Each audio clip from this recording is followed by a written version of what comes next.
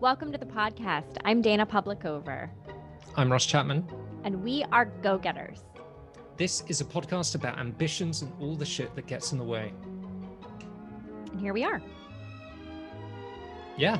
We first talked about doing a podcast together at Google SprintCon in 2018. A long, long time ago. Yes. I can still remember. Oh, a very different world from the one we live in now. With everything that's going on in our lives and in the world, this is the perfect time to start a new project, isn't it? Yeah. I think having a year of being in lockdown and trying to get on with life, I think it's time to put something in the works and try something new. And we're ambitious people, and things get in the way. They do.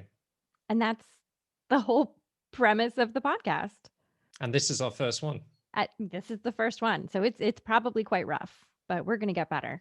And that's what we do. This is what we do. Things. We try things, and when they don't work, we try different ways. And I think that's the go-getter lifestyle. Don't you? Yeah. I think the reason we've called it that, just to add backstory, is that I really like the definition of it. You know, you said earlier you hate it when people say something and then they put the definition in. Well, I'm totally going to do that. Yeah, we were talking about public speaking and how people start their intros with the definition of the word. Yeah. Oxford defines strategy as, So a go-getter is someone who is very energetic, determined to be successful, and able to deal with new or difficult situations easily. Ross, that's us. So how are we going to do that? Have we got a structure? We have a structure. The format is a time-boxed conversation in the vein of lean coffee, in the style of facilitation, with the aid of a time timer, I'm sure, or something similar.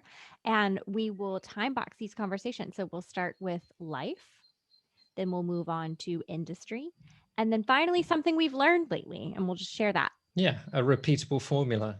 Well, you know, there are podcasts that just go pure business and pure design or pure whatever, and I don't think life is like that. I think there are so many things to juggle and manage, and you have to switch between looking after children to looking after the report that you have to do to trying to learn, so you actually find some kind of usefulness in the whole mix. So I think having that kind of structure is going to work wonders. So shall we get started? We should, yeah, because it speaks to the messiness of being a go-getter and the ambition in general. And you're always trying to do something, and something is always getting in the way.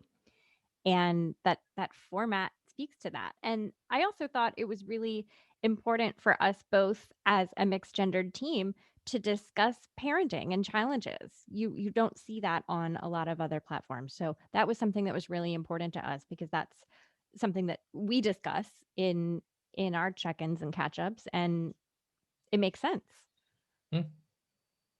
So you're going to hit it off. Here we go. Timer set. Okay. What have you got to bring to the table today, Dana? Okay. So here's what's going on in my life. I have almost 4-year-old twin boys, and we are newly arrived in Germany. We've been living here 5 months. We are 5 months into lockdown. It's chaos.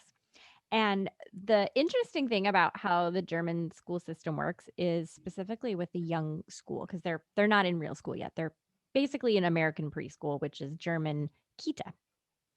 And there's this school adjustment period. So in the US, you take your kids to a new daycare, a new school, you drop them off, you wave goodbye, they cry, they lose their minds. You do that a couple days and then they just stop and it's fine. Germany makes you go through this process called Eingewöhnung. I think I'm saying that right. And it's kind of a very long, slow transitional process where you spend time with the kids at school together. So you go for an hour a day, you're with the kids, and then you take them home. And then you do that for like 6 weeks. 6 weeks. 6 weeks, sometimes more. And so I've been going for 2 weeks now. And I'm finally at the point where they asked me to leave the room for half an hour. I'm like, my kids don't, they're fine. But they're actually not fine because I think this process is making it harder for them because I'm there. They're used to me not being at school. So I don't know. I wonder if, is it because you think German women have like a year of maternity leave? So theoretically, this is the first time your baby's been away from you. And maybe that's what the process is. I actually, they give me a lot of reassurance because I think they're used to moms who haven't left their children. And I'm like, I was, when they were born, my job was 50 to 65% travel. So the first year of their life, I was there half the year, technically speaking. So I have no problem leaving them. I'm fine with that. I think I'm a better mom for it, which is, very controversial to say, but no problems leaving my kids at all. Love seeing it, but yeah. So they're giving me a lot of reassurance that I think they're used to giving other moms. They're like, it'll be okay. They'll be fine. I'm like, I'm not worried. I just want to go get a coffee. Like, can I leave? I don't, because you sit in the corner and you just like look at your phone and then the kid, like you're in the classroom. Yeah. So like kids are coming up to me with their boogery hands. Mm-hmm. And like, I don't know what to do in that situation. Hopefully they adjust soon. Yeah. But yeah, so that's what's happening with me. What's happening with you? I feel like I should have way more to say on that, but mine really are much older. Yeah, So you had no comment. I have no idea what you're going through. So my children are older. They are 10 and 12, and I've forgotten what they were like at 4. I often get reminders from Apple Photos what they used to look like, but I have no idea what their behavior was like. And they are pretty self-reliant. We do remember to remind them to wash themselves sometimes, and they've gone back to school here in the UK. They've allowed that to happen. Good. So yeah, they're doing okay. I guess my thing to add on the whole life bucket is that I've realized that I quite like being alone at home. Oh, so nice. I'm really comfortable with working at my desk at home because there is just a pure performance element, but also some of the comforts of being able to go to your own kitchen and getting your own lunch. Oh, that home cooked lunch. It's so nice. And getting the door when a delivery comes. And then as the weather is getting better, I can just take calls outside. And I don't see, there will be a time where I have to meet real people, which, for anyone future listening, we're in kind of 2021, a bit of a lockdown going on, and it's quite odd to meet people at the moment. So I'm sure that will happen. I'm sure I'll have to go to a city or country sometime in the future. But at the moment, I am just pure happy with just getting on with it. I've been trying to get the timer to it glitched. The app glitched. Yeah, the app glitched. So the time timer, the real time timer has glitches. We know this in workshops, but I have glitched the app now. So it's actually recreating that in-person workshop experience, which I kind of enjoy. Amazing. Yeah, so she's glitched. But your time is up. Okay. Our time that I mostly consumed, but yeah, your time is up.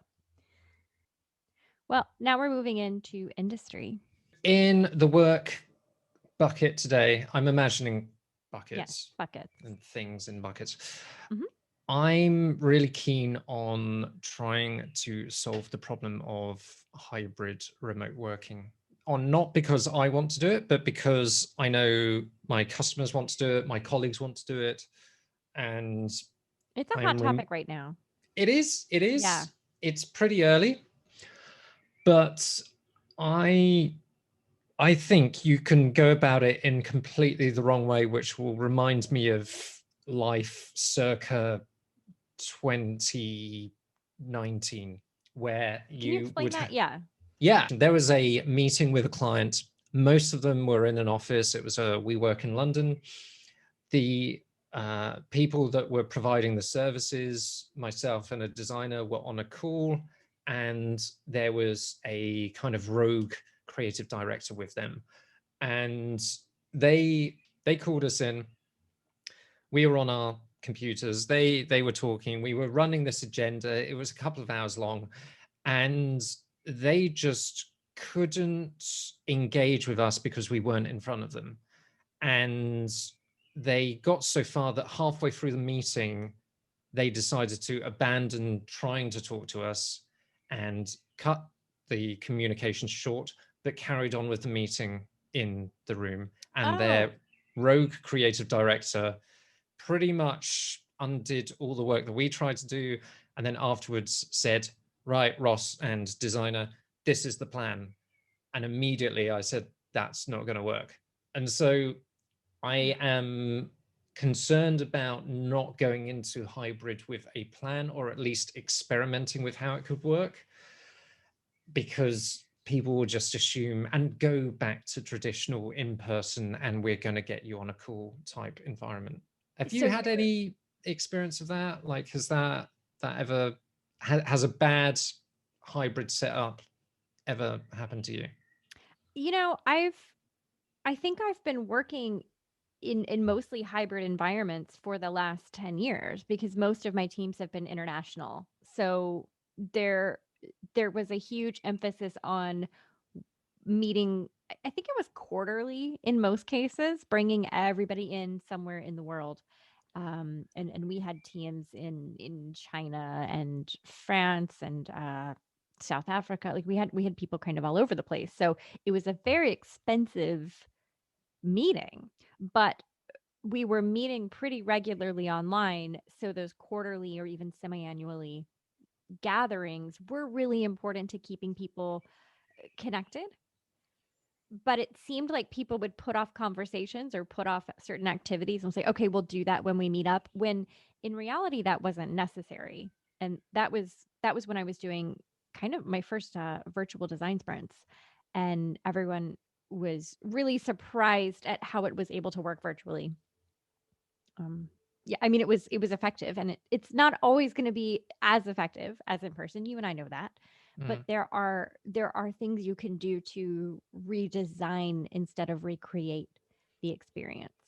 And I think that's what hybrid work culture is going to need, because you don't want the people who are offsite to get left out, and you don't want because what you're missing are those hallway conversations, right? You're missing the things we talk about right now that we're missing. I don't know how that's going to work, but it's going to need to be designed, and it's going to need to be intentional. And I think those are two things that people are kind of hoping will just kind of fall into place, just Yeah, like they did with remote. yeah. We've got Teams, we've got Zoom, we've got a few other things. We are prepared, and it's never the tools. It's No, the practice how around you it. meet. Employees are asking for flexibility, Mm-hmm. and I get the sense that leadership will want to go back to what they are most comfortable with, and that would be in person. The problem, the kind of rub, is that some of them have binned off their office Mm-hmm. and now are like, well, what do we do now? So I'm just super interested in, not for myself. I'm personally pretty committed to remote work, and I will want to meet people in person, really for social, Mm-hmm. pretty much. I I try and undo the, oh, if we're going to have a serious conversation, then we better have a call, or if it's a big announcement, it needs to be on email. I don't I don't get that. No. I don't think a different medium means a different kind of priority. I think you just use the thing that you're always using, which might be Slack. So if we were Uh, to do top three takeaways for maybe considerations in designing a hybrid work. yeah, Yeah. yeah, I would say I'll start. Number one, there is no one way to do it. Yeah, that's good. You have to work with the thing that doesn't change, and that's the people. So that would be my number one. I think Do you it have a needs number to two? be, yeah, I think it needs to be intentional Yeah. and thoughtful and deliberate. I think when you need a hybrid work strategy for sure. And I think number three is try a lot of ways and recognize when they're working.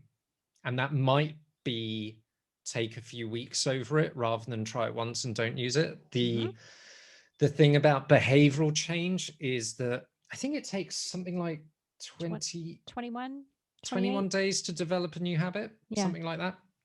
So give yourself that time.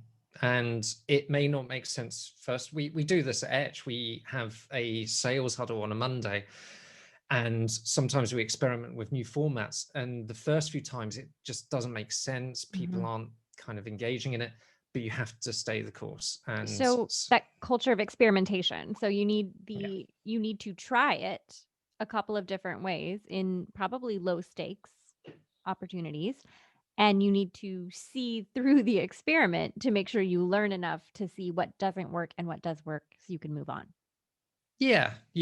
Although I challenge the low stakes, I think you Oh. just go big or you go home. But I think generally people need to feel like they can experiment and not wait or say, hey, we need to bring an expert in. Like, just Google and try and give it a go and be brave about it. Oh, I like that. Google, So try, give it a go, and be brave about it. yeah, Print the t-shirt. That's great. that's my life. So Yeah. So what do you have to bring to yeah. work? So my work topic is pricing and value. Oh, good one. Yeah, I've been working with a lot of consultants and freelancers lately in part of my sales development for them. And what I'm learning is people have no idea what to charge, no idea what they're worth, and no idea how to communicate that value. And it's not that they're not smart or they don't know what they're doing. It's not that at all. I think a lot of that comes from external sources. And when you talk about pricing, you're nervous because you want to make the sale and you don't want pricing to be the reason you don't make the sale. But pricing, as you and I know, as experienced consultants, pricing is very rarely the main decision making factor. It's value. Yeah, it people should choose to work with you because of you and what you do, and whether you're building up a relationship or you've had a referral and it's been word of mouth. These, by the way, are the best ways of growing your customer base. I mean, there are still many different ways to get your first few sales or to build up your pipeline. But I think the most credible and authentic way is to look at yourself and say, I'm the unique thing here. I likely have a unique set of experiences. I'm going to apply those, but also that's going to tell me what kind of customer I can work with. And I think the problem is, and you tell me if you find this, is that consultants and freelancers think that it's the price or the selling of it that is the problem. It is usually way up in the conversation, like early doors. Right. So I have this equation that was gifted to me maybe 9 years ago about how to determine your day rate as a freelancer. Oh, I And saw this. It's really yes, good. yes, it is. And it totally works. And, every couple of years I revisit it and I look and it still rings true. And so what you do is take the annual salary, the full salary that somebody doing what you do in-house would get. And include the benefits package and make it regional, of course. So what you get paid in London may not be what I get paid here in Hamburg, but look at that and then divide that annual salary by 80, and that is your day rate. Does that mean you're only working 80 days? No, but 80 days is both a really good goal to have booked, and also, your client is paying for everything it takes for you to get to them. So, all of your sales, your marketing, your tools, all of your overhead expenses, and everything. And so, 80 days covers that really nicely. And so, one of the conversations I was having and why I wanted to talk about pricing and value is somebody told me, well, my experience has increased, my value has increased, so now my prices have increased. How do I tell my current clients? Yeah. Yeah. Like that's a big deal. You have, I mean, if your price goes up, you got to let them know, right? You can't just start sending a new invoice. Yeah. You can't do it slyly Right. or without even pointing at it. Yeah. And you also don't want to charge someone the same price for 3 years in a row without changing. You know, No. that's they expect it. They're a business too. They know how business works. They will more likely stay with you for the wrong reasons after those 3 years. 100%. And if you're proving your value, if you're delivering on your promises, if you're doing really good work, they should be happy to keep you and they will see the value in your raised price. So what I've suggested in this situation would be to let them know, hey, just to let you know, my prices have increased for 2021. You're still grandfathered in at the old rate right now. I'm going to bill you at that rate for the next 2 billing cycles or 60 days or 90 days or however you invoice. And then after that, you will resume at the new rate, which is XYZ. You're not And by asking. the way, Yeah. this is probably most relevant when you have exposed your rates to your client. If you've been working off project rates or some kind of final total, that won't be visible to your clients. But if they know that you're a set rate and just tell us how much it is at the end, we know your rate, That's a good point. that's the time to have that conversation. Right. Because I think most people now are moving toward a day rate instead of a project rate. I think that's the trend. Would you agree with that? I don't know, Oh, actually. I guess more the gig economy is pushing it that way. But also, I think people are pretty tired of these huge estimates that mhm. don't relate. But then you've got value pricing. I don't really know. I would have to talk to an expert, Dana. Well, the way I'm doing it now, I went from a project rate Mhm. to a day rate, and I think it's made everything much more simple because I know how long it takes me to do certain things. So if somebody comes to me with a project, I say, okay, this sounds like it's going to be about 9 days a month for the next 3 months. Then they know that they're getting 3 times 9 is 27. So that's 27 billable days, which I think for me is so much easier than saying, I don't know, this feels like a $4,500 project. I don't really know. And I think it sounds more transparent, Mhm. which I think is awesome. And I think that's part of the benefit of my client relationships is they are very transparent and they're very aware of how my time is spent for them specifically. And I think they really like that. I don't think you have one rate to rule them all either. I think there's a huge difference between working with a small 5-person local company to a large multinational pharmaceutical or financial company. I think That's a great point because there's there's an opportunity, but also from my past experience, sorry to cut you up, is sometimes you won't be in those conversations with those larger companies because you're not at the level. Comparatively, service and the work that they're going to buy from you is either at the same or better than what they might be comparing against. But because you're not even in that conversation, because you're not, you're the not playing, numbers yeah, you're not playing aren't. at that table. No.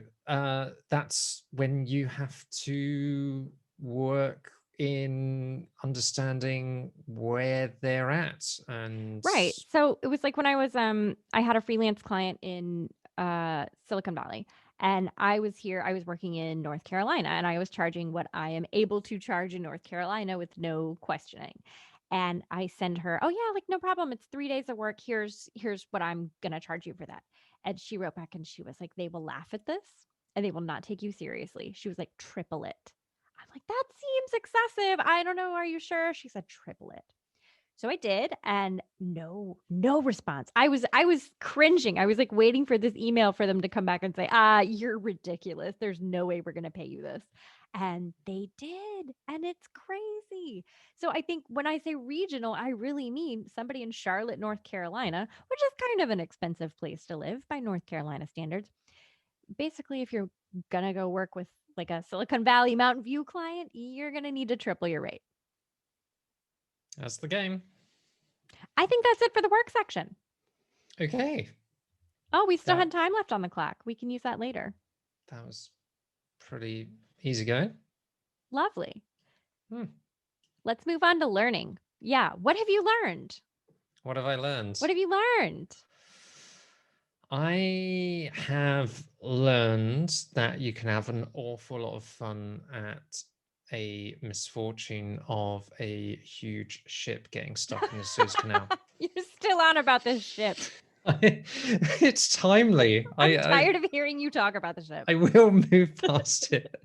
But the amount of enjoyment there's very little to give us joy at the moment, but to see a huge ship stuck, no loss of life, so it's not a kind of sick joke. So you can laugh at it. Yeah. You can laugh at it. And you see the dogs? There were dogs digging. That was really cute. Somebody put dogs down there. There's so many memes there. There's with the digger, like the digger next to the ship. Yeah.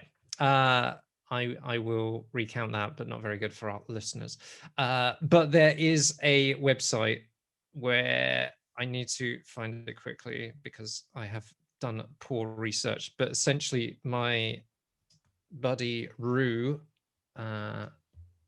shared it on Twitter, and it is called evergiven-everywhere.glitch.me, and it is a website where you can, they say, why should the Suez Canal have all the fun? From the comfort of your home, you can get the Evergiven stuck wherever you want it. Evergiven is the name of the ship, by the way. Drag and zoom the map to move this big old boat somewhere else. So, okay. So you're giddy with excitement right now over moving a digital scale model of a ship to a place on a map. Okay. I need to know, where have you stuck this ship? So far, I've stuck it in the local river, where I was shocked to see that it occupies the whole volume. I haven't gone too experimental, but it has suggested that we should try sticking in a swimming pool or across the entire Atlantic Ocean. So I obviously have more mileage to gain out of this. Clearly. I thought that was just a little highlight where it's been pretty heavy going the last few weeks. I've been in workshops, maybe you know, and yeah, just a little bit of light relief. And way before the sun ever decided to shine, that was what gave me some joy this week. It really did. You're not exaggerating. That is actual joy. If we'll put it in the show notes, but give it a go. Wherever you see an expanse of water, try and put this ship in there. Did you stick it in the Thames? In the Thames, mate. In the Thames? Yeah, I think the actual length of it kind of resembles a bridge between the two sides. Anyway, you keep on talking. I'll see if I can put it somewhere else.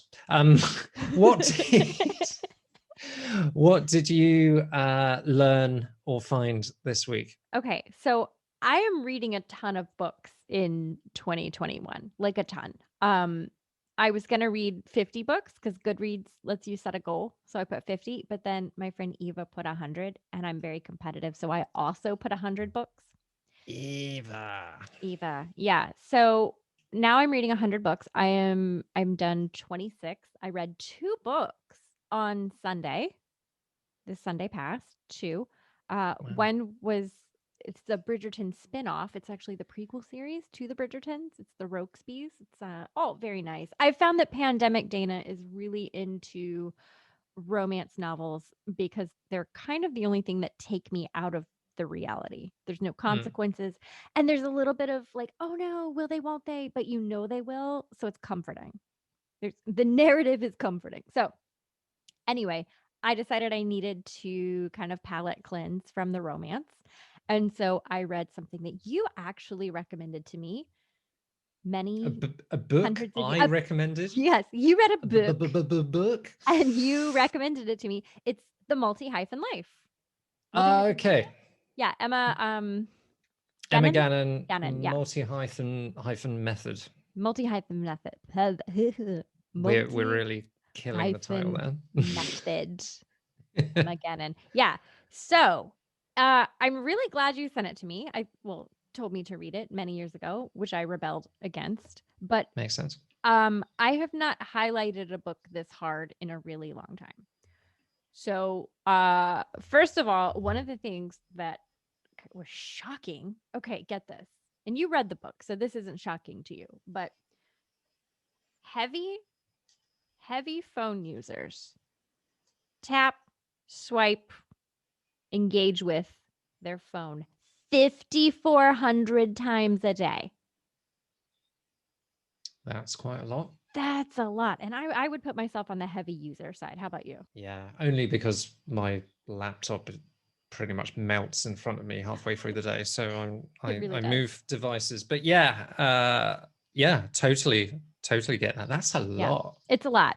So the rest of the book was kind of just reading something that I would 100% agree with, or something that I would have said myself if I were smart and researched it. But it was all about things that I agree with, like you don't need to sit at your desk from 9 to 5, and that's an ancient construct, and it actually doesn't matter, and blah blah blah, and rebelling against the traditional workplace because of the inflexibility. I mean, that's something that has prevented me from thriving and flourishing in corporate jobs. It's why I'm drawn to freelance, because I can manage my own time. Thank you. I know how to do that. Let's see. But what I really loved is the concept of the multi-hyphen life. So I have struggled, as you and I have talked extensively about over several years, with trying to identify, like, what is it I actually do? And I've resisted sales expert. I've resisted both of those things because I think what I do is in sales, but technically I am selling. So yes. So kind of coming into that, but that multi-hyphen where you don't have to have it limited to one thing. And in fact, as she puts it, and fill in here, because I think you read the book a while ago and thought about it a lot.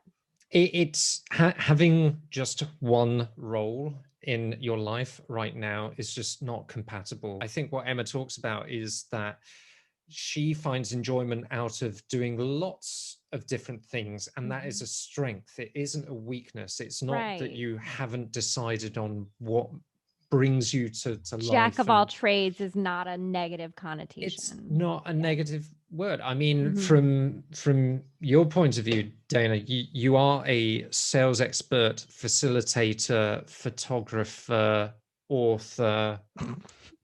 Can I go on? Twin mom. I mean, there's everything. There's so many skills that you can capitalize on those skills and treat it like a number of revenue streams or mini businesses that can grow and contract depending on either market conditions or something really rises and something falls. And right. Whereas if you just say, I'm a sales expert, you're leaving off the facilitation piece of it. You're leaving off the writer piece of it. And those two things are very important. And I love the idea of including everything that you're good at and everything that you want to do. And you can succeed through that. You can have multiple revenue streams, but also you can have kind of delight from many different things. You know, I find delight through content creating, making videos, but also facilitating, but also running workshops or you know, many different things. Not writing is not my strong suit, but I should be enabled to do all those things if I want to. And I think the challenge with employers is that it's very rare for you to step aside from that one role that you've been kind of hired to do.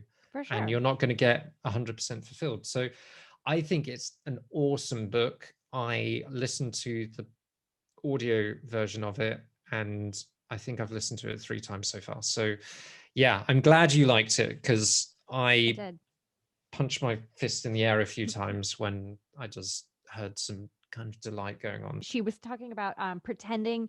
You have to pretend like you're not a mother at work, and you have to say like, oh, I have an appointment, but not like, oh, my child has a doctor's appointment, things like that. I mean, that's a real experience that I had. And I know that there were a lot of things that were a little bit cultural, because I think some of the stuff she was saying was just UK relevant. I think women in the US, we get 6 weeks of maternity leave. I had 5. Bummer. For 2 babies. I should have had twice the time. Yeah. I think so. But things like that, and cultural differences, but I think the work culture is very similar. I know one example where the employer found that it was a disadvantage to hire an employee because she was a mother, and that's not cool. That is discrimination to a point. I mean, And that's stupid, because everybody knows moms can get some shit done. they can manage so many different things. Steph, my wife, is super tired all of the time because she's pretty much running the house. She's writing also amazing books, creating everything, and in a full-time job. And okay, so she's a multi-hyphen. Can we talk about that for a second? She's amazing. So works a full-time job, takes care of those kids, writes really good romance novels, by the way, BT dubs, records amazing music. She's a super talented musician. Mm-hmm. And we should link to her album too. She has a new single. Yeah. Yes, very good. Constellation Prize is her. Yeah. Which is group making the rounds on TikTok at the moment, which is it? super fun. Oh, yeah, good. Someone included it on their content, and it's some kind of Russian snack type thing, and it's got like loads of views. That's but amazing. Yeah, she is a multi-hyphenate. She is, yeah. Walker. She loves walking at the moment. she could walk for Britain. That's amazing. Yeah. I've been walking a mile. It's a mile from here to the kids' school. Okay. And because no one in Germany is vaccinated, I'm a little nervous about taking the train. So it's one train stop, or kind of a 20-ish minute walk with a huge stroller full of what I think amounts to about 100 pounds of children. And you mentioned there's cobbled streets, which is an extra obstacle on the way. I have a very my stroller may as well have like an American flag and a picture of like an eagle on it. It so outs me as an Auslander.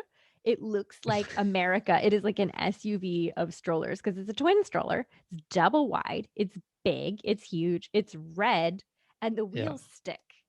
So it's like a big truck in a European town. It is. And all these moms have these tiny little strollers, and I haven't seen any twin moms with strollers, but I've seen some people with double strollers, but they're like stacked vertically. They're like bunk beds.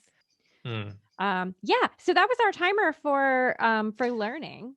That was quick. Okay. Fantastic. And I don't know. Do you have anything else to add? We'll put all the links in the show notes.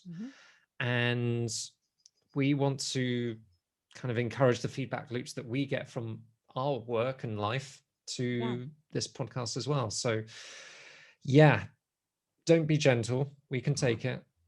Be a little gentle. But it's been a number of years getting to this point, and we're going to have to record a ton of podcasts just to make any headway in the charts. So yeah, tell us what you want to hear. Also, if there's any topic that's of interest that you think you'd like to hear Ross or I speak to, absolutely suggest it. We're open-minded. So take your ambitions, try to do as many of them as you can, and try to ignore all the shit that gets in the way. Don't let it get to you. There's always shit. So Ross, what is your ambition for next week? Well, aside from editing this podcast, because I think you suggested that I should do that. I did nominate you, yes. Okay, I'll do that. I want to get more content onto Instagram. You've been pretty hot on it the last few I weeks, and I have. feel like I'm getting left behind. And it is my favorite social media, Instagram. Yeah, I'm going to share some top tips on facilitation, design thinking, and anything that sounds really complicated to my parents. I'm going to make it super simple because, like pretty much everyone I know, including my employer, no one knows what I do. So I Great. need to really break it down. How about you, Dana? What are you going to achieve over the next week? Okay, so my next week is focused on finishing the course materials for Pitchcraft. Pitchcraft is my sales course for it's like a hybrid sales coach course for freelancers and consultants. It's a week long. It's middle of April. I've got to finish up a couple of the materials and then I'm going to run through the workshop and just make sure that I'm happy with where it goes. So that is what I'm doing. And I'm hoping I get maybe 3 to 4 more people signed up. That's my Nice. ambition. Yeah. Where can people find more about that? They can find about it on the show notes, I guess, because I'll put a link in there. But it's Good shout. my website. Mhm. Yeah. Awesome. Awesome. Okay. So if you liked this podcast, please, please, please leave a review, as that helps all of the algorithms direct other people to the podcast. You can subscribe, which also helps the algorithms. In fact, a subscribe and a review means this podcast is awesome and other people will find it. Okay. And you can follow us on Instagram. And based on Ross's ambition for Instagram, I'm sure it's going to be full of other things too. And that is at Go Getters Pod. Awesome, Dana. Thank you. See you next time. See you next time. Have a great week.